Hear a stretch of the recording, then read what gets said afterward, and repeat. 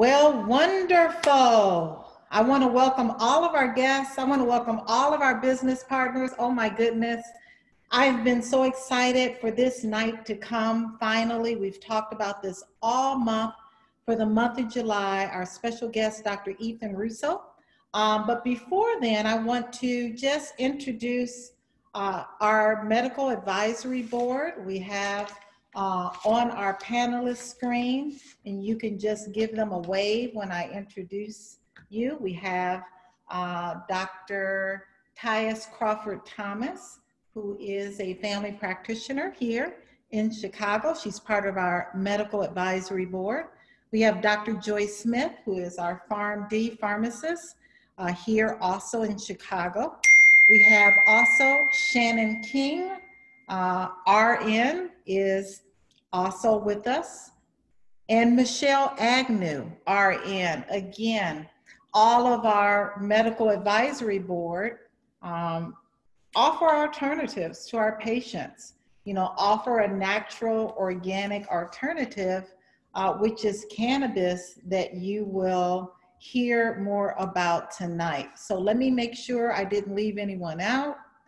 And Dr. Charlotte Mitchell is also one of our medical advisory board members. Dr. Charlotte Mitchell is an internal medicine doc. So thank you guys for joining us this evening. We'll hear more from you and questions if you have them once we complete our interview.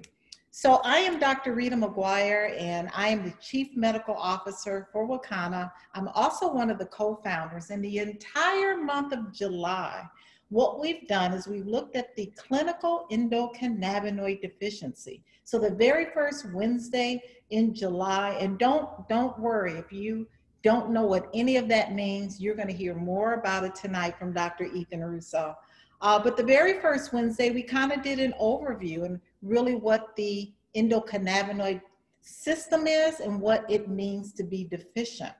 The second Wednesday, we actually looked at one of the disease entities that make up the clinical endocannabinoid deficiency syndrome, and that is fibromyalgia. So we talked about fibromyalgia and how CBD can assist with symptoms that cause fibromyalgia. And then the third Wednesday, we looked at irritable bowel syndrome, and we looked at how CBD can assist those who suffer from irritable bowel syndrome. And then last Wednesday, we covered Parkinson's disease as it relates to the clinical endocannabinoid deficiency. So before I bring on our guests, I want to tell you a little bit about myself. Well, I'm a mom of 3 amazing adult children. Yay, they're adults. My oldest is Jacob. He's 29 years old. The middle child that's always making a face is Joshua. He's 24. And the baby girl, Hannah, is 22. So excited and proud to be a mom of 3 college graduates and 3 liabilities that are now out and off of my payroll. I am an obstetrician gynecologist. I've been practicing for over 30 years now. Hard to believe. So yes, I'm still a practicing physician. I'm still doing hysterectomies and C-sections, but I've transitioned my gyne surgery to more cosmetic surgery. So doing more tummy tucks and liposuctions and things like that.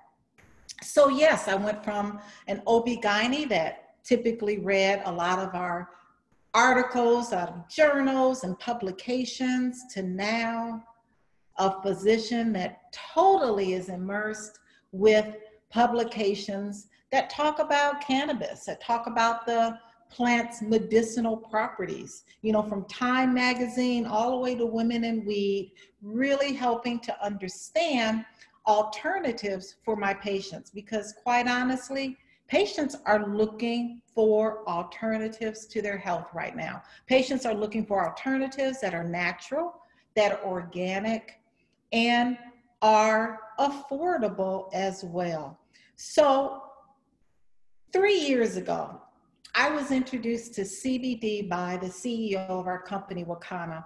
And honestly, I had never heard of CBD. In fact, the only thing I knew about cannabis was when I would smell something that smelled like cannabis on my children, right?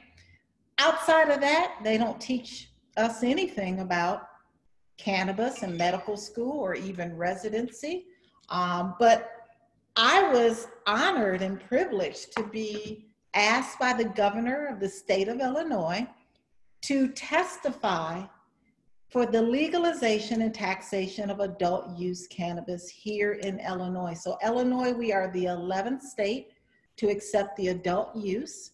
In fact, when I was introduced to CBD 3 years ago, I was introduced to the hemp side of the plant.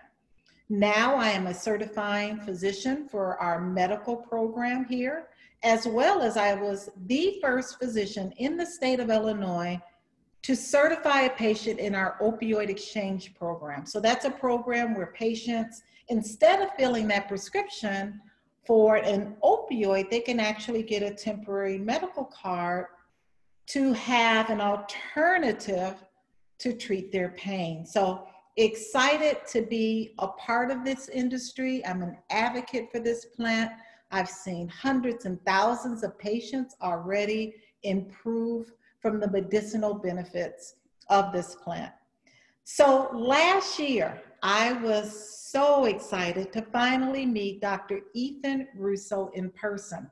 See, when I began my journey in this industry and with the plant, the cannabis plant, I would frequently email Dr. Ethan Russo, and I don't even know if he remembers me, that annoying physician and colleague, just emailing him because I was fascinated with all of the research and all of the development that was going on behind this plant. So last year in September, I had the honor and privilege to speak at the Cannabis Science Conference in Portland, Oregon, along with Dr. Ethan Russo. In fact, Dr. Russo, I cannot find the picture that we took together, but we did take a picture with the Knox family. These are other colleagues that really are advocates with the alternative of giving their patients options and using cannabis. So I'm excited to bring up Dr. Ethan Russo. Dr. Ethan Russo is a board certified neurologist. He's a preeminent global medical cannabis expert. He's had 25 plus years of clinical cannabis research experience.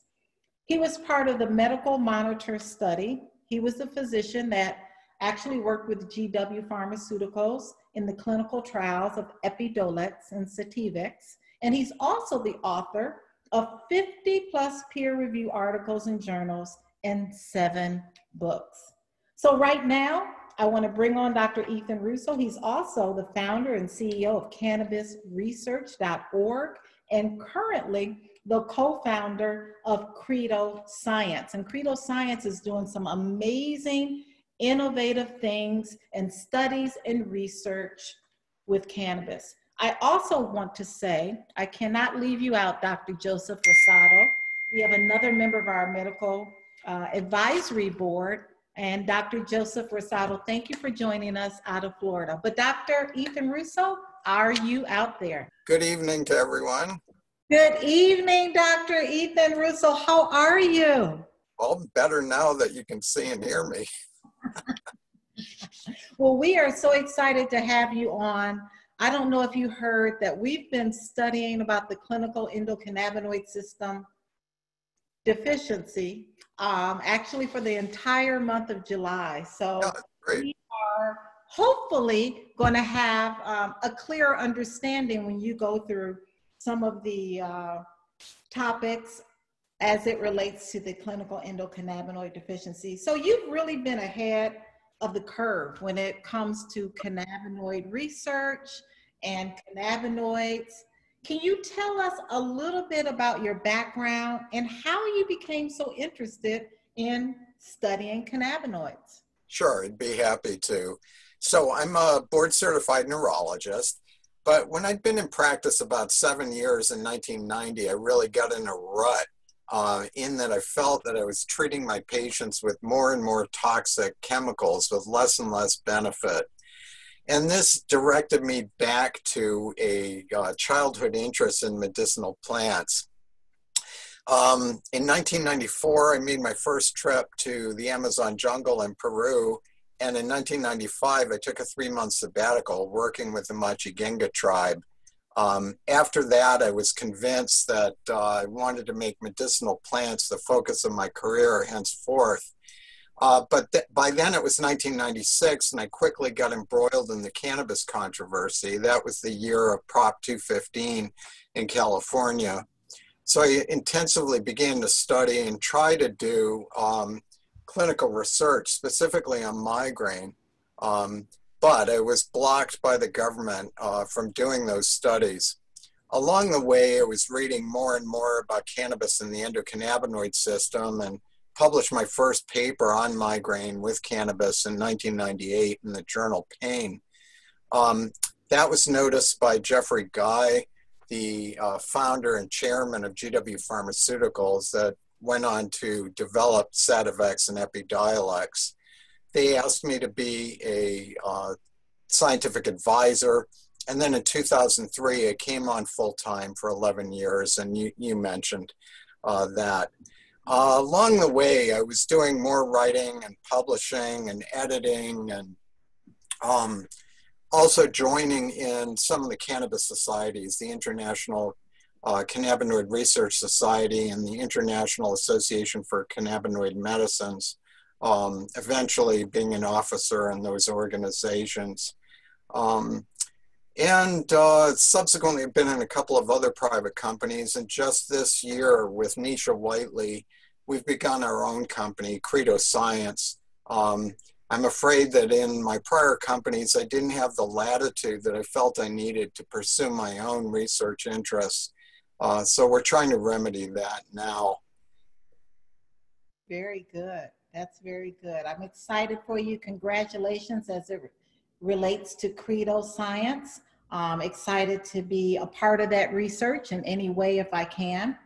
So let's move on to CBD. And let's talk about what is the significance of CBD? You know, how does it work in the body? Sure. Well, CBD has been known about for a long time. Its structure was actually figured out in 1963 by Professor Meshulam in Israel. That was a year before they managed the same thing with THC.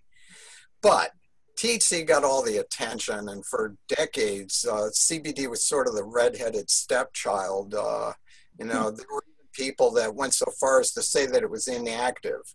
They had all this wild psychoactivity with THC. CBD didn't do that, but there were people that remained interested, particularly Professor Meshulam. Also, Professor Carlini and his acolytes in Brazil did a great deal of study over the decades using CBD to treat anxiety, seizures, etc. And then again, in the late 90s, GW Pharmaceuticals was very interested in the CBD. They had a CBD line of plants, high CBD, and funded a great deal of basic science research in the early years of this century, and subsequently developed Epidiolex, which is an almost pure form of CBD, to treat these severe epilepsy syndromes, Dravet and Lennox-Gastaut syndrome. It's also been successfully used in clinical trials at high doses to treat schizophrenia. And many people around the world have come to understand that it's a very versatile medicine for treating a large number of conditions. And so how does it work in the body, if you can tell us? Oh boy, that could be the rest of the night. There are about 30 separate mechanisms of action. One thing that's interesting about CBD is it doesn't bind to the CB1 receptor directly the way THC does. So that's why it doesn't produce a high. It actually binds to another site and changes the way that THC binds. So it actually is what's called a negative allosteric modulator. Breaking that down, basically it complements what THC does. Both are painkillers and anti-inflammatories, but CBD is able to block some of the side effects of THC, specifically rapid heart rate and anxiety. Too much THC, excessive doses can make people feel crazy, and CBD counteracts that as well. But beyond that, it exerts a lot of actions via another receptor, the serotonin 1A receptor. That's the basis of CBD's ability to be an anti-nausea drug, as well as a lot of other mechanisms of action, specifically on anxiety, etc. And then, again, as an antipsychotic, and it's just been shown recently in a study that it works on seizures via another receptor, what's called the TRPV1 receptor. That's a weird one because TRPV1 is where capsaicin, the hot stuff in chili peppers, works, but we actually have TRPV1 receptors in the brain. And like so many other systems in the brain, this relates to epilepsy, and it's a unique mechanism of action that isn't active with any of the other anticonvulsants. So that's just the beginning. There are also effects. It is an antioxidant. It's stronger than vitamin C or vitamin E. It has neuroprotective effects, prevents brain damage from strokes, head injuries, and things of this sort. So pretty remarkable. Awesome. So when we talk about the clinical endocannabinoid deficiency syndrome, what prompted you to even start that research? What really made you look at that in 2001 and 2003 to start figuring out that it could be the reason why we see what we see? Yeah, well, you know, it's a thought process that evolved. As a neurologist, I was well aware that a lot of the diseases that we get, particularly with aging, relate to deficiencies of neurotransmitters. So one of the problems in Alzheimer's disease and dementia is a lack of acetylcholine, the memory molecule in the brain. On some level, depression relates to deficiencies of serotonin. In Parkinson's disease, we've got a deficiency of dopamine. So I thought, if there are deficiency disorders of these neurotransmitters, why not the same in the endocannabinoid system? I'm sure your audience is aware that we have natural cannabinoids called endocannabinoids, and what would happen if those were deficient? Well, we know that the endocannabinoid system modulates pain. It also has an effect on anxiety and other emotions. It relates to gut function, how fast things move, everything else. So if someone were deficient, we might expect that they had pain where we don't see anything wrong, but yet pain is clear.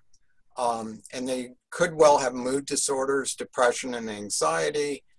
They would have a gut that was upset and didn't work properly, and they'd likely be susceptible to headaches. So it immediately occurred to me that there were 3 disorders that were prime candidates for being clinical endocannabinoid deficiencies. And those were migraine, fibromyalgia, and irritable bowel syndrome. So these are 3 things that you've presented earlier in the month. And these have a lot in common. When a person has a tendency towards one, they seemingly are quite susceptible to having one or both of the other 2. So these are what are called comorbid conditions. They also have in common that they are diagnoses of exclusion, meaning we don't have blood tests for them. You fit a clinical pattern, and then maybe the doctor will do a bunch of tests that don't show anything, and they'll say, well, we didn't see, you don't have a tumor, so it's irritable bowel syndrome. Again, all of them have a situation where they're associated with pain, but the tissue looks okay. So a lot of people have thought of these in the past as being psychosomatic conditions. I'm here to tell you that I don't think there is anything as psychosomatic, because this all relates to biochemistry. So anyway, I presented this theory first in 2001, then expanded upon it in 2004 and 2016. Along the way, we've gotten a lot of supportive evidence from additional studies. Just one example I think would be good. I had hypothesized that there would be a deficiency of endocannabinoids in migraine, and then a study was done in Italy in 2008 in which they took samples of cerebrospinal fluid that surrounds the brain and spinal cord by doing spinal taps, lumbar punctures, and they showed a remarkable difference between the low levels of anandamide, one of the endocannabinoids, in people with migraine versus people who did not have it. So this was our first objective proof of the existence of a clinical endocannabinoid deficiency. But we've seen a lot of other support for things, other disorders, including autism, and also in PTSD. People who were exposed to the 9/11 catastrophe who developed PTSD also have been measured to have endocannabinoid deficiencies, as compared to people who were there but for whatever reason didn't develop post-traumatic stress. So those are a few examples, but at this point, I'm pleased to say that this has been recognized. It's been cited in the literature something like 300 times. Not everyone is convinced yet that such a thing exists, but I sure am, because we see it in our patients all the time. Fantastic. When we talk about the clinical endocannabinoid deficiency syndrome, and we look at a lot of things that we're undergoing, the stress of the pandemic, social unrest, how does lifestyle and diet fit in to your endocannabinoid system being deficient? Sure. Well, I'm really pleased you asked that. Obviously, the first thing that comes to mind is if you're deficient in endocannabinoid function, maybe you need external supplementation, and that could be provided by cannabis, particularly very low amounts of THC, just to jumpstart the system. But there are two other things that are preeminent in trying to deal with this kind of situation. I recommend these for everyone, and they are low impact aerobic exercise. We know exercise is really good for you. There's evidence that the so-called runner's high that some people get, never had it myself, but that's based on the endocannabinoid system and not endorphins as people had previously thought of. So that's one. And the other is diet. My personal feeling is a great deal of this could be related to a lousy American diet. American diet, and I mean fast food, a lot of carbs, is very pro-inflammatory.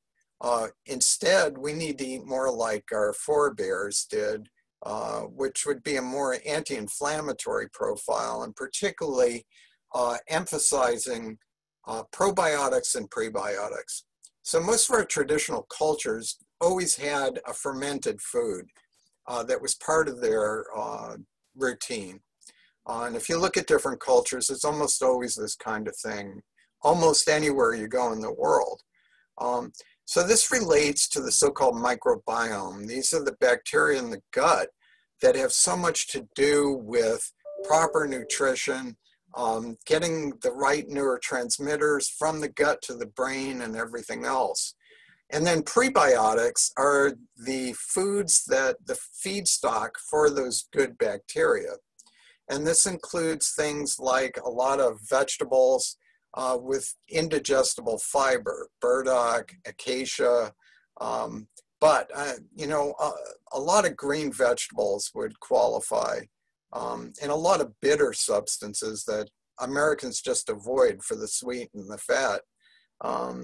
But a combination of prebiotics and probiotics, particularly in conjunction with an aerobic activity program, can likely significantly ameliorate a lot of clinical endocannabinoid deficiencies. And there are relationships to autoimmune disorders as well. We've seen an explosion of the latter. And people have said, well, it's just a matter of recognition. I don't think so. These things were distinctly rare in humans in the past and very common now. So yeah, stress is a factor, but I think a lot of this is based on diet and sedentary lifestyle. Absolutely. You know, when I was in medical school in the early 1990s, I think I saw only one patient with lupus. I mean, autoimmune diseases, you know, we just didn't see. But, now we're seeing more and more prevalence of that. Tell me about the other part of the plant, terpenes. You know, we talk about terpenes on our certifications every month. And what is their role as it relates to the endocannabinoid system and improving our overall health? Sure. So terpenes are aromatic components of the plant. And they're actually what gives cannabis its characteristic odor. It's not the cannabinoids. They don't smell at all, oddly enough. They're produced in the same place, the glandular trichomes of the unfertilized female flowers. A lot of these would be very familiar to people.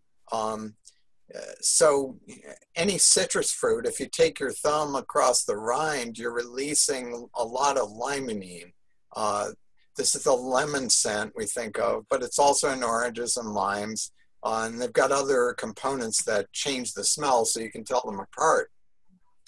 But limonene is a very strong antidepressant, mood elevator, and immune stimulant. So it's very complementary to what the cannabinoids do.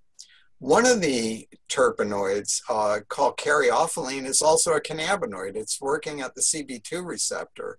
That is the non-psychoactive receptor that's out in the body that relates to, well, it has an effect as an antifibrotic, it reduces pain, and it's also immunomodulatory.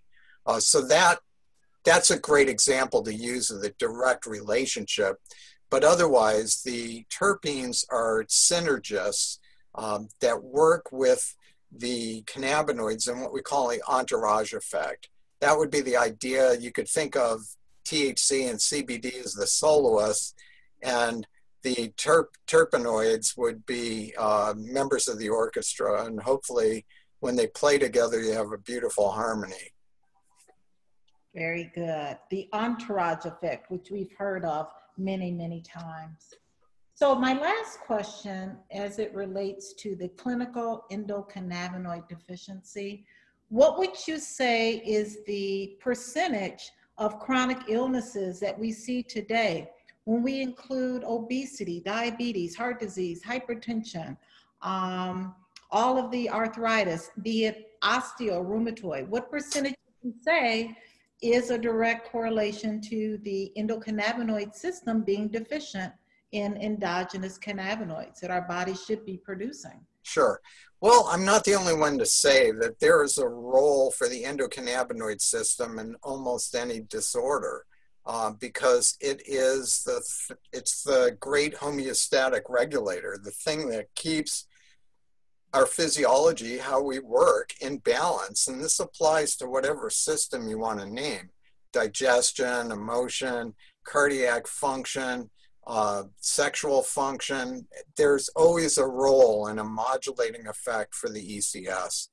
So this makes it much less mysterious why we find a role for cannabis in treating so many different disorders. And that's not to say that it cures everything. You know, it really can help many conditions, however, and that is a true statement. Very good.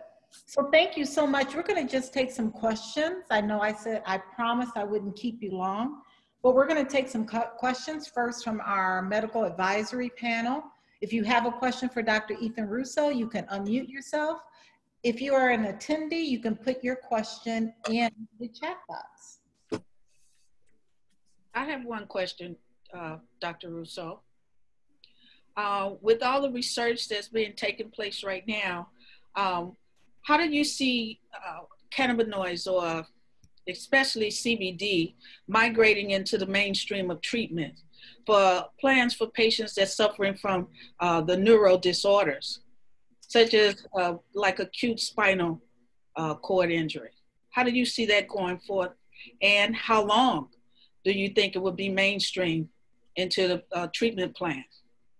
Yeah, well, thanks, Michelle. I think it's going to be a slow evolution. This is one of those things where the public gets it and is using CBD extensively already. And the knowledge has only transferred very slowly to the physician community. So this is still a new thing.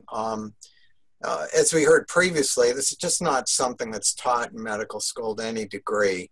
Not only do they not teach about cannabis, the endocannabinoid system, which is at the root of so important to how we function, isn't taught either. There's been real resistance to it. Basically, they say the curriculum's full and they don't have time. So I think it's going to be a slow evolution.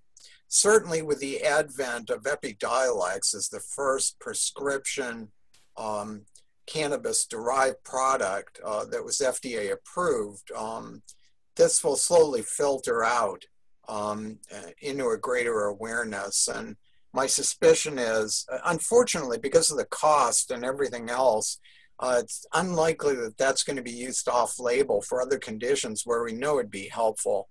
And that could be so many things, the most obvious being treatment of schizophrenia.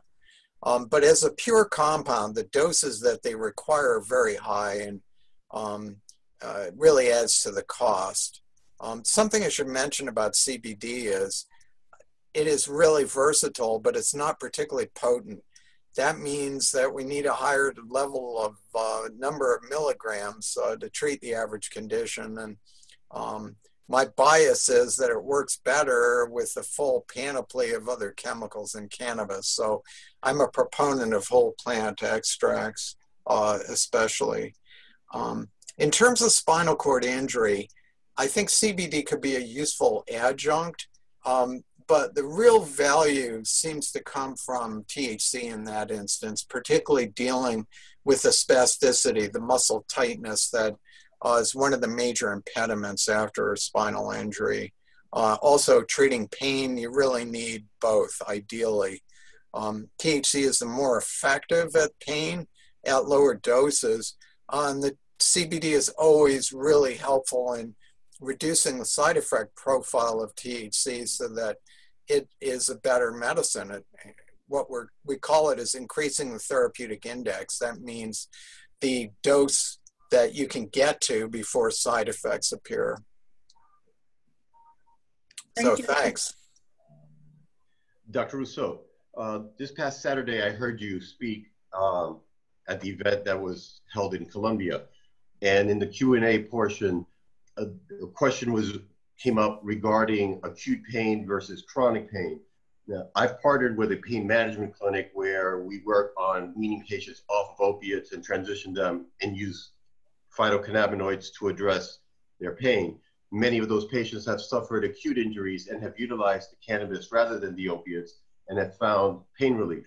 However, I seem to have recalled you as well as others say that phytocannabinoids work better for chronic pain and not so much acute pain. Would you mind clarifying that, please? Sure.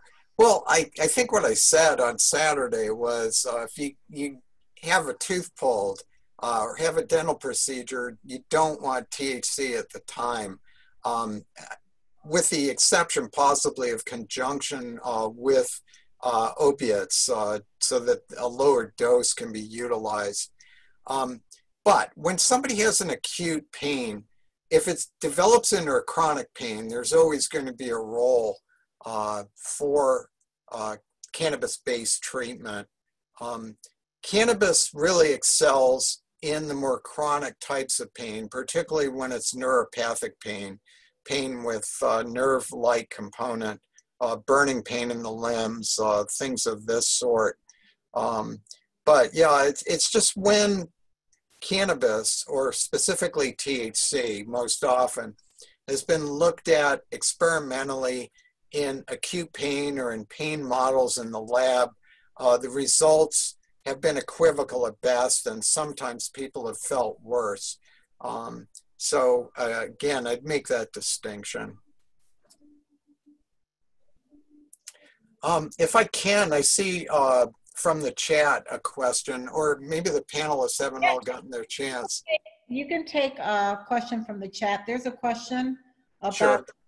Yeah, there's a question about Will I.am asked how CBG, cannabigerol, plays a role in endocannabinoid health.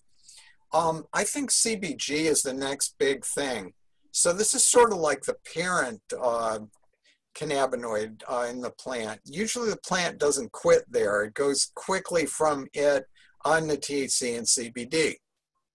But CBG is also very versatile. It's not intoxicating the way THC is, but it has a very pronounced anti-anxiety effect without being sedating. So that's a very interesting profile. Additionally, it works on a thing called the TRPM8 receptor that seems to be important in prostate cancer, and goodness knows we have a lot of that in our society. And it has a mild effect to lower blood pressure and intraocular pressure, and has a muscle relaxant effect, again, without producing weakness. So I see this as being potentially the next big thing. Where I live in the Pacific Northwest, there's a lot of CBG already available. They're growing great amounts of it in Oregon. I don't think it's really been widely available in other parts of the country, but hopefully that will change soon. Thank you so much. Another question, how effective is CBD for glaucoma reversal? Complicated.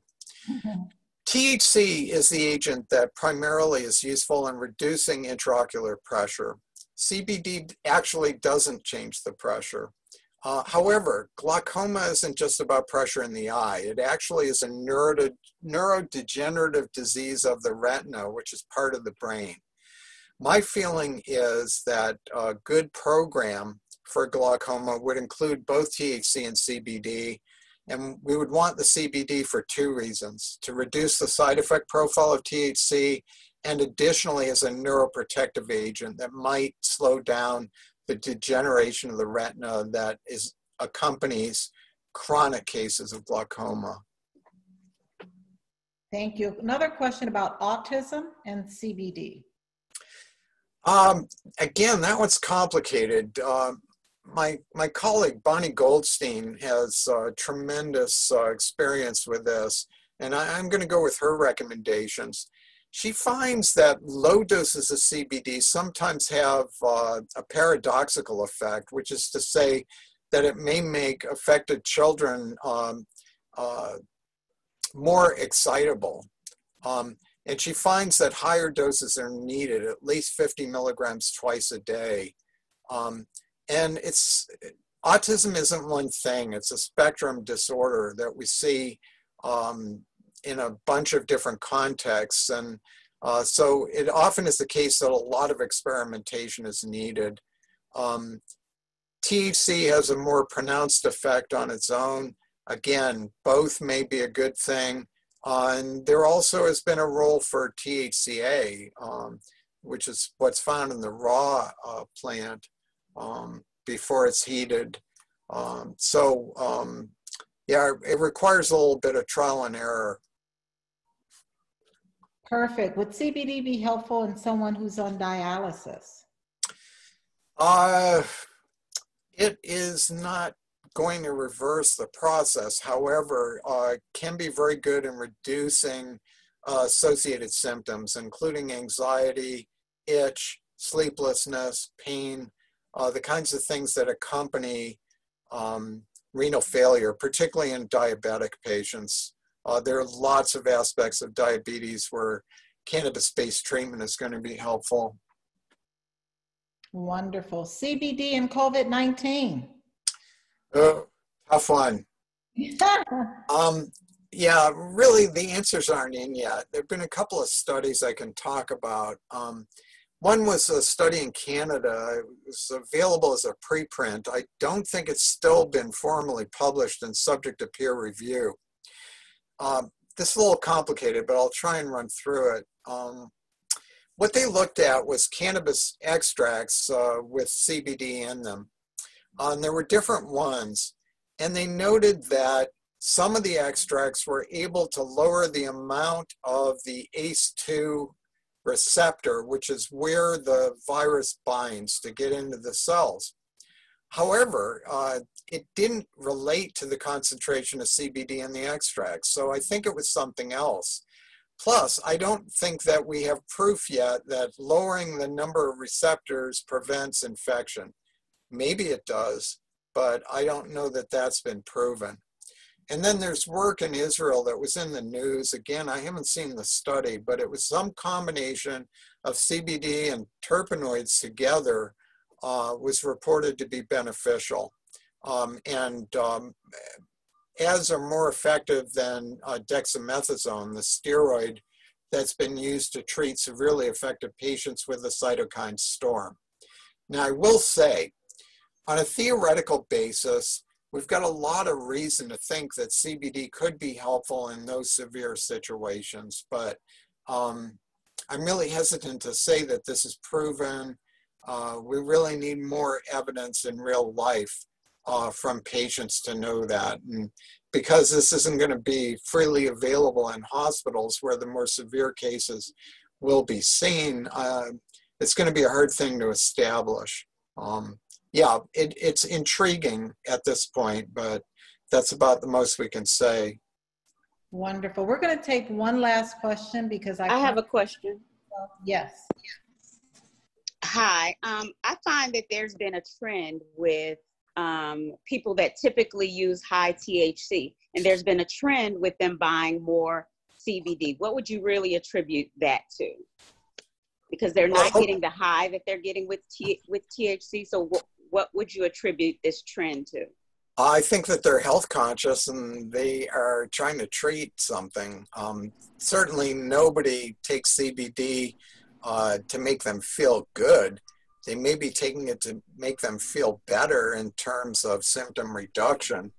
But, you know, traditionally we've heard that CBD is a buzzkill. People tended to avoid it and go for the THC, and that's still true in the recreational market. But it doesn't need to be that way. CBD can really enhance the experience even for people who are using it in the so-called recreational setting. So again, hopefully we're going to see an evolution as people understand more of the potential of the plant and different combinations to enhance their lives. So hopefully we'll see that. Thank you. Wonderful. So they're asking about dialysis and pancreatitis. Pancreatitis and CBD.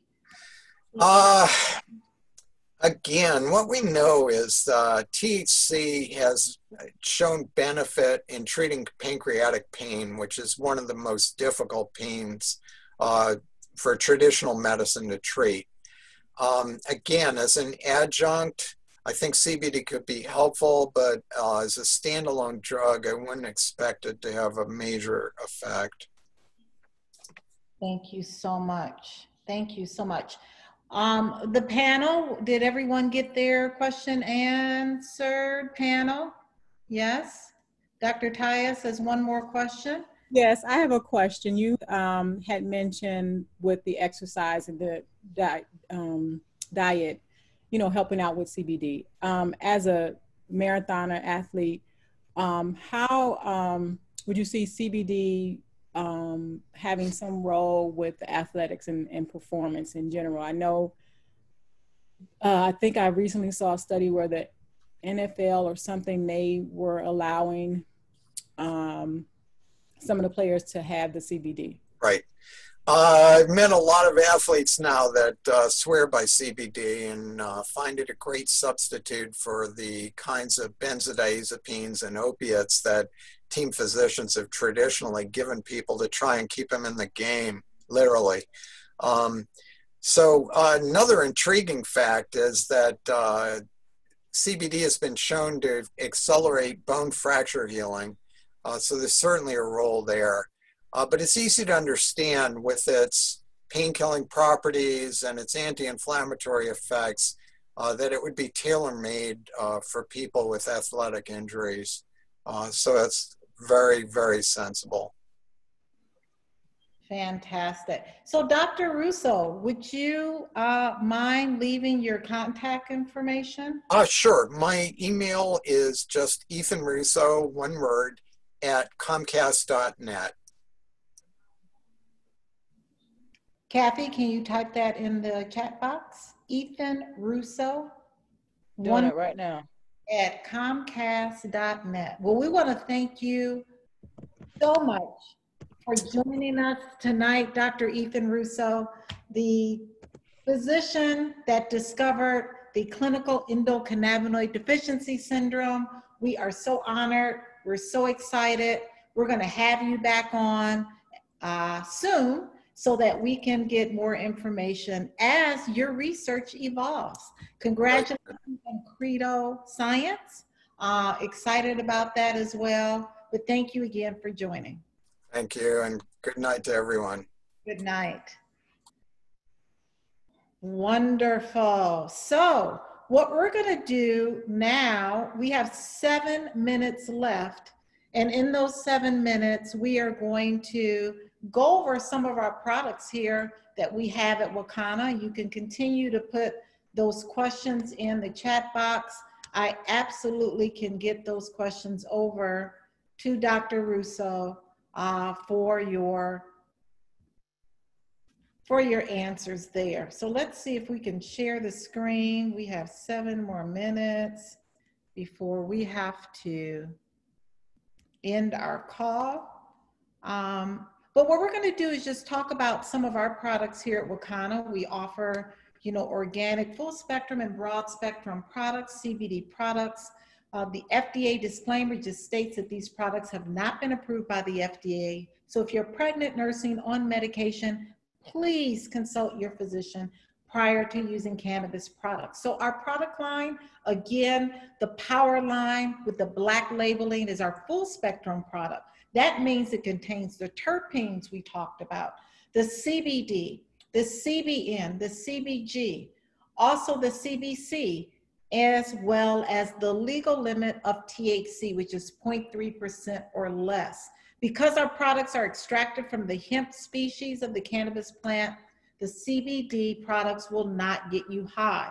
You will not get a paranoia. You will not get a euphoria, but it will help you to be less anxious, more calm, the ability to deal with all of the things that we're dealing with this pandemic, social unrest, etc. Then our pure product line is our broad spectrum line. That's a line of products that can be used by those who may be on the webinar that have urine drug screens, right? The pure line contains less than 0.0% of THC. What is critical in this marketplace are certificates of analysis. Certificates of analysis allows all of our customers to feel very comfortable that what is in the bottle and on the label is true. So our certificates of analysis are full panel. They will let you know about the pesticides, heavy metals, any microbiological contaminants. All of these things are critical. Why? Because you can find CBD products at the gas station, at the smoke shop, at the video store. So you want to ensure that your product is safe and effective. Even the potency, the milligram for milligram, should be available on every product when you're looking at a CBD product. So let's look at our tinctures. Tinctures are products that you use under the tongue. They're oils. And it's important when you use a tincture that you hold it for 60 seconds before you swallow. So we have 3 tinctures. We have our Hempranium MD, which is 750 milligrams of CBD in a 15 ml bottle. This is a great product for those who have severe challenges that they're trying to address. And then our 500 milligram, which is a tincture that has a proprietary formulation. We've enhanced our CBD with black seed turmeric and peppermint. Those are 3 USDA organic essential oils to help enhance the anti-inflammatory and antioxidative properties of the CBD. And then we have a pure, our broad spectrum tincture that allows those who have random drug screens to use as well. This is a 300 milligram in a 15 ml bottle. Our pure products have a special delivery mechanism. It's called nanotechnology. Nanotechnology allows the CBD molecule to become more water soluble, which it makes it more bioavailable to the cell. So this is a product that's 98.7% bioavailable. So when you're introducing CBD to your host, to your body, it's important to start low and slow. I recommend 3 drops in the morning and 3 drops in the evening. That's a great way to start. That'll give you between 10 and 12 milligrams of CBD on a daily dose. More is not better, right? We also have topical products. Topicals offer local relief and offer faster relief for those who are looking for those, let's see, something happened. My slide just, it offers local relief to those who have those achy joints and muscles. In fact, I use the topical before I work out. I use it at night, so I'm not in any discomfort when I'm trying to sleep. Our topicals come in a oil-based form, Dr. Rita's Rub on the left, and then a cream form, the 2 on the right. Again, if you have random drug screens at your job, topicals do not pass the blood-brain barrier, so they can be used for those who have random drug screens. And then our gummies. My goodness, these gummies are very unique as well. Our gummies are infused. They're not coated, which means the CBD is infused within the entire gummy, which makes it more potent. Our gummies, our full spectrum gummies, are 25 milligrams per gummy. They're vegan, they're non-GMO, and they really assist with all of the things that we talked about that CBD can assist with inflammation, pain, even sex, even improving that libido, inflammation. So these gummies come in a 20-count pack or a 4-count pack. We also have gummies for those who have random drug screens at their job. Our pure gummies are 20 milligrams of CBD. They are infused. They're vegan, non-GMO, and they also come in a 25-count pack or a 5-count package. Now, gummies take about 30, sometimes 90 minutes to get into the bloodstream. So I take a gummy every night about 30 minutes before I retire. The tinctures, I failed to mention, they take about 15 minutes to get into the bloodstream, and those topicals work pretty quickly. And then we have CBD joints and cartridges. Our CBD joints are 106 milligrams of CBD, so you don't need to smoke the entire joint at one time. No one needs that much CBD at one time. Our cartridges contain 100 milligrams or 250 milligrams in a 0.5 ml cartridge, but I love CBD joints and cartridges because the onset of action is within 1 to 5 minutes. So when you're trying to deal with an acute issue, a CBD joint or cartridge is the way to go to address that acute issue, while the tinctures, the gummies, and the topicals are working in your system. And then we have a whole line of products for the kitchen. Our CBD culinary line includes CBD spices, our garlic fire, our flavor king, our chili lime. Oh my goodness. 200 milligrams of CBD infused in the spices. We have a water soluble product, which is our power water soluble, which means you can infuse it in your smoothies, your water, your beverages, your food, and even a culinary product that you can bake with, you can cook with. We're hoping that you're not baking and cooking a lot of brownies and cookies, but absolutely you can use CBD in the kitchen. Along with our CBD culinary oil, it's a product that you can marinate your fish, you can use in your salad dressings. But just know these are all power products. So if you have random drug screens at your job, these particular products you don't want to use. So yes, you can be a Wakana chef. You can be a Wakana bud tender. We have a lot of fun with our products as well. And then we have to talk about our defense products. Our defense products are particularly important during this pandemic, right? Every single week I say, we cannot control this virus, but we can control the host. We can control our body, right? Last Wednesday, you all know, I was diagnosed as being COVID-19 positive. I've not had any symptoms. I've not been sick. I've not had a temperature. I've had nothing. Thank God. But what I do know is that I eat well. I eat clean. I work out every day. I have these amazing products in my body. So if anytime ever in your life, the time is now to make sure that your immune system is the healthiest and strongest if it meets COVID-19. So we have something called our Essential Defense and our First Defense. These are two products.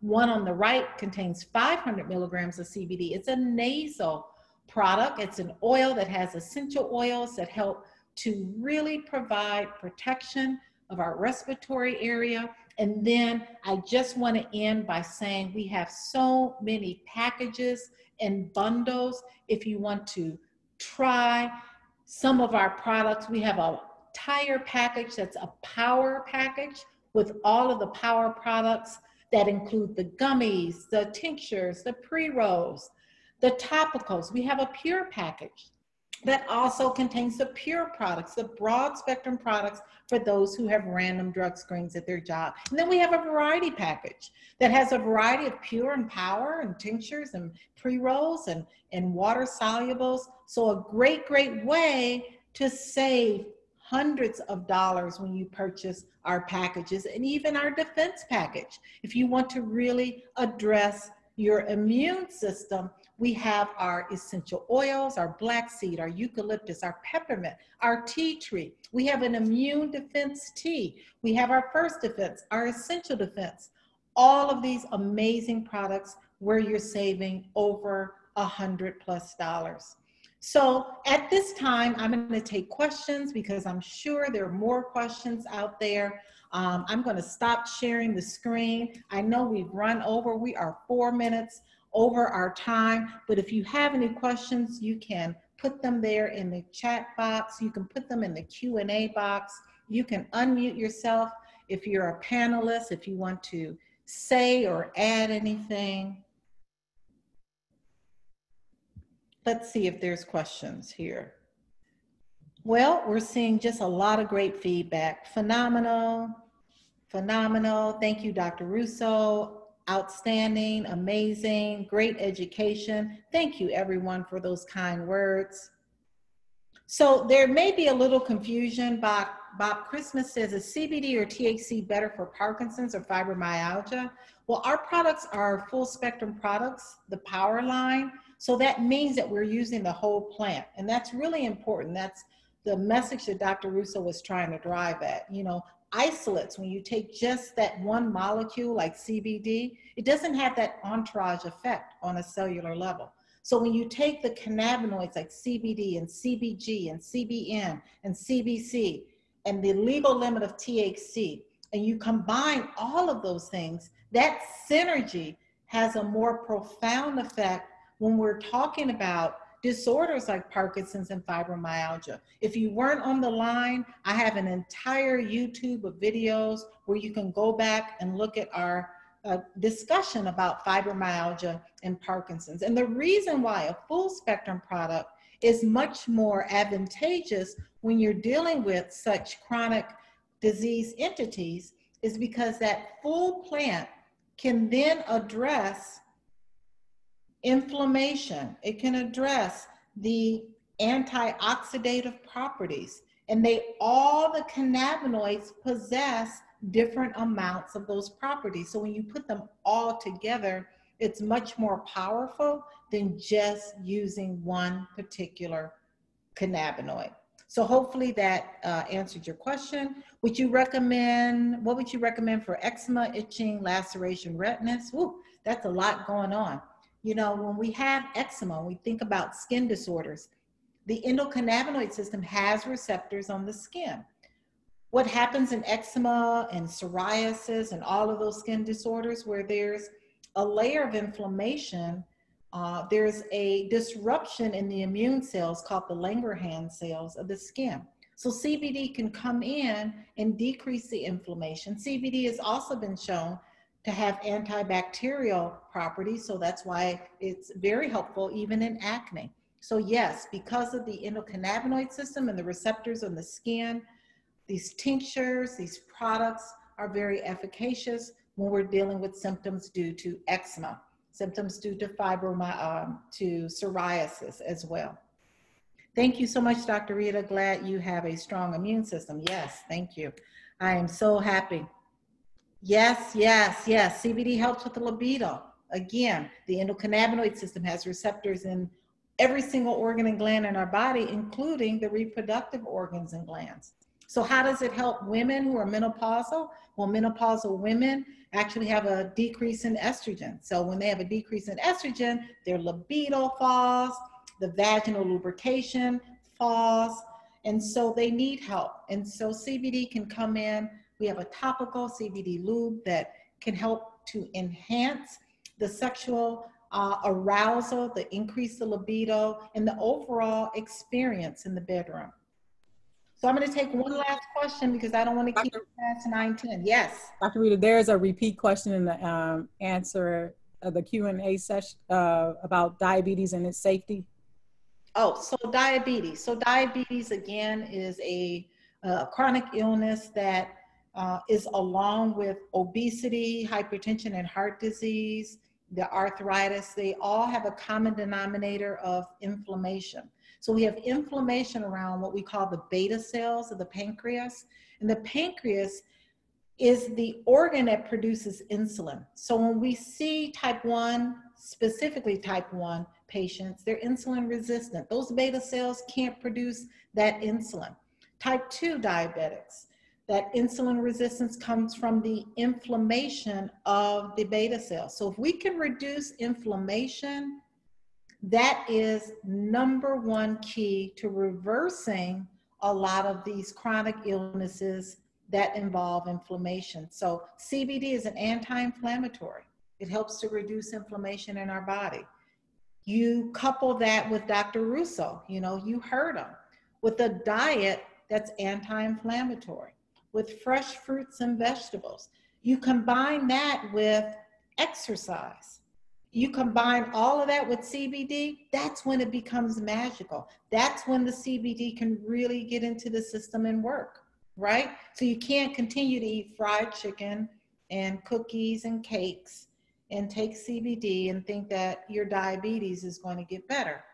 It probably will get a little better, but it's much more advantageous to really look at your diet, look at the foods you're eating that increase inflammation in your body, reduce the inflammation, get active. The CBD products will decrease the inflammation, and then you have magic that happens. That's a real entourage effect that's going on. So that's how CBD works with diabetes. That's how CBD works with all of these chronic illnesses that we're seeing today that involve inflammation, your lupus, your fibromyalgias, your depression, your anxiety, your insomnia. All of these have a common denominator of inflammation. So let's get the inflammation down and we can really have the quality of life that we deserve. Any other comments?